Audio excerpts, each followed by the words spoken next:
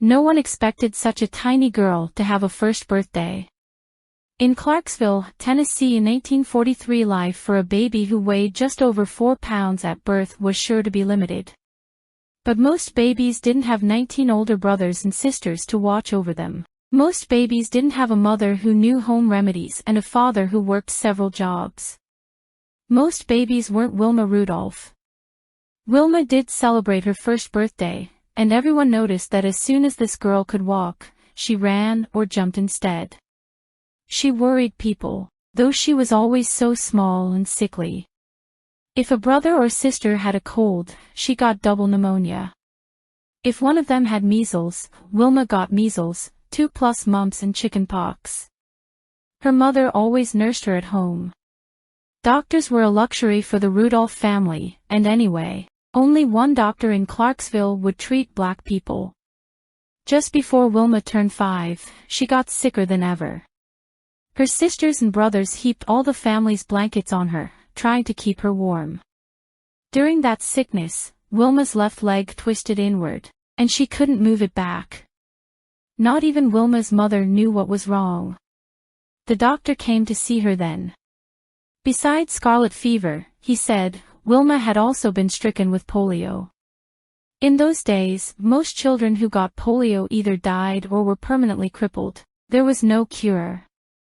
The news spread around Clarksville. Wilma, that lively girl, would never walk again. But Wilma kept moving any way she could. By hopping on one foot, she could get herself around the house, to the outhouse in the backyard, and even, on Sundays, to church. Wilma's mother urged her on. Mrs. Rudolph had plenty to do. Cooking, cleaning, sewing patterned flour sacks into clothes for her children, now 22 in all. Yet twice every week she and Wilma took the bus to the nearest hospital that would treat black patients, some 50 miles away in Nashville. They rode together in the back, the only place blacks were allowed to sit. Doctors and nurses at the hospital helped Wilma do exercises to make her paralyzed leg stronger. At home Wilma practiced them constantly, even when it hurt. To Wilma, what hurt most was that the local school wouldn't let her attend because she couldn't walk. Tearful and lonely, she watched her brothers and sisters run off to school each day, leaving her behind. Finally, tired of crying all the time, she decided she had to fight back somehow. Wilma worked so hard at her exercises that the doctors decided she was ready for heavy steel brace. With the brace supporting her leg, she didn't have to hop anymore. School was possible at last. But it wasn't the happy place she had imagined. Her classmates made fun of her brace. During playground games she could only sit on the sidelines, twitchy with impatience. She studied the other kids for hours memorizing moves, watching the ball. Wilma fought the sadness by doing more leg exercises.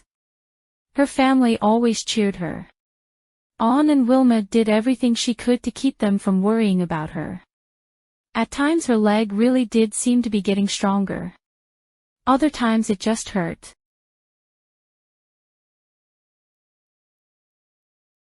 Whispers rippled throughout the gathering. Wilma Rudolph was walking. Row by row, heads turned toward her as she walked alone down the aisle. Her large family, all her family's friends, everyone from school, each person stared wide-eyed. The singing never stopped. It seemed to burst right through the walls and into the trees. Finally, Wilma reached a seat in the front and began singing too, her smile triumphant.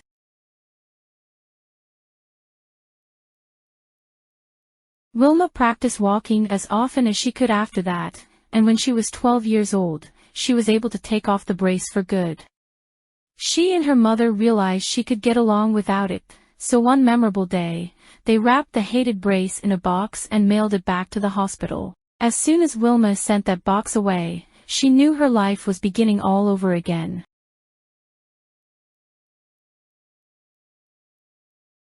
After years of sitting on the sidelines, Wilma couldn't wait to throw herself into basketball, the game she had most liked to watch. She was skinny but no longer tiny. Her long legs would propel her across the court and through the air, and she knew all the rules and all the moves. In high school, she led her basketball team to one victory after another. Eventually, she took the team all the way to the Tennessee State Championships. There, to everyone's astonishment, her team lost.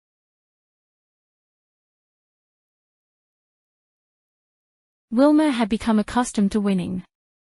Now she slumped on the bench, all the liveliness knocked out of her.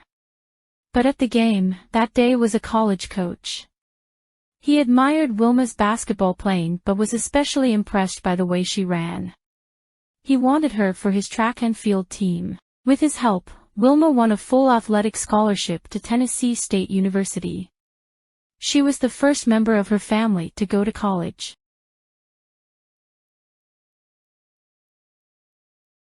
Eight years after she mailed her brace away, Wilma's long legs and years of hard work carried her thousands of miles from Clarksville, Tennessee. The summer of 1960 she arrived in Rome, Italy, to represent the United States at the Olympic Games as a runner. Just participating in the Olympics was a deeply personal victory for Wilma, but her chances of winning a race were limited. Simply walking in Rome's shimmering heat was a chore, and athletes from other countries had run faster races than Wilma ever had. Women weren't thought to run very well, anyway. Track and field was considered a sport for men. And the pressure from the public was intense. For the first time ever the Olympics would lie shown on television, and all the athletes knew that more than 100 million people would be watching. Worst of all, Wilma had twisted her ankle just after she arrived in Rome. It was still swollen and painful on the day of her first race.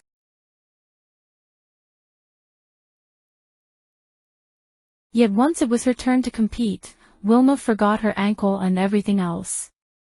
She lunged forward, not thinking about her fear, her pain, or the sweat flying off her face. She ran better than she ever had before. And she ran better than anyone else. Grabbing the attention of the whole world, Wilma Rudolph of the United States won the 100-meter dash. No one else even came close. An Olympic gold medal was hers to take home.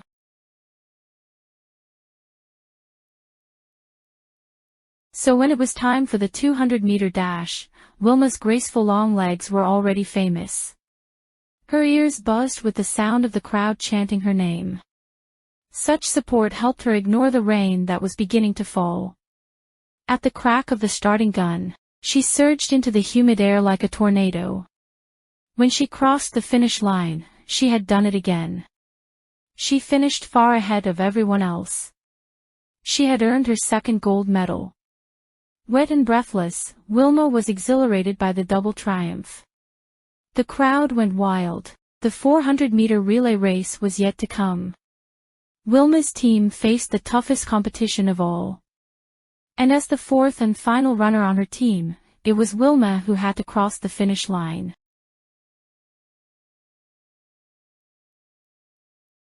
Wilma's teammates ran well, passed the baton smoothly, and kept the team in first place.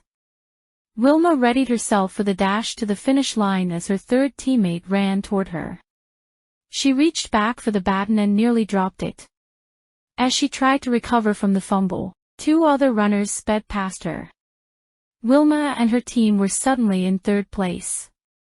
Ever since the day she had walked down the aisle at church, Wilma had known the power of concentration. Now, legs pumping, she put her mind to work. In a final, electrifying burst of speed, she pulled ahead.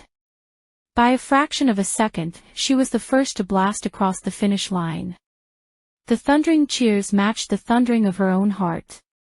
She had made history. She had won for an astounding third time.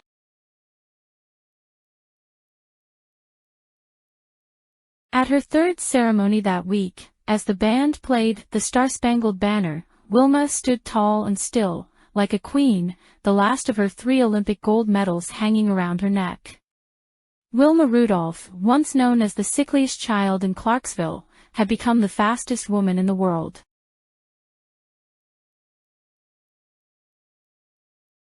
Author's note. Wilma Rudolph became, at age 20, the first American woman to win 3 gold medals at a single Olympics.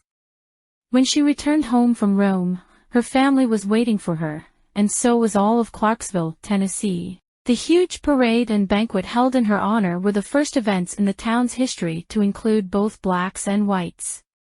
During the time of Wilma's childhood in the 1940s, polio, also known as infantile paralysis, was the world's most dreaded disease. A cure for it was not found until 1955. By then it had killed or crippled 357,000 Americans, mostly children, only 50,000 fewer than the number of Americans who had died in World War II. After she retired from her career as a runner in 1962, Wilma became a second-grade teacher and a high school coach. She remained a much-admired celebrity, but to prove that there was more to her than just running, she started a company called Wilma Unlimited that gave her opportunities to travel, lecture, and support causes she believed in. Later she founded the nonprofit Wilma Rudolph Foundation to nurture young athletes and to teach them that they, too, can succeed despite all odds against them. The story of all she overcame in order to win at the Olympics has inspired thousands of young athletes, especially women. Wilma Rudolph died in 1994. Here are some of the most inspiring quotes by Wilma Rudolph, the first American woman to win 3 gold medals in a single Olympic Games. Never underestimate the power of dreams and the influence of the human spirit. We are all the same in this notion. The potential for greatness lies within each of us. I can't are 2 words that have never been in my vocabulary. I believe in me more than anything in this world. Winning is great, sure, but if you are really going to do something in life, the secret is learning how to lose. These quotes reflect her grit, determination, and perseverance. She was a true inspiration to many people around the world.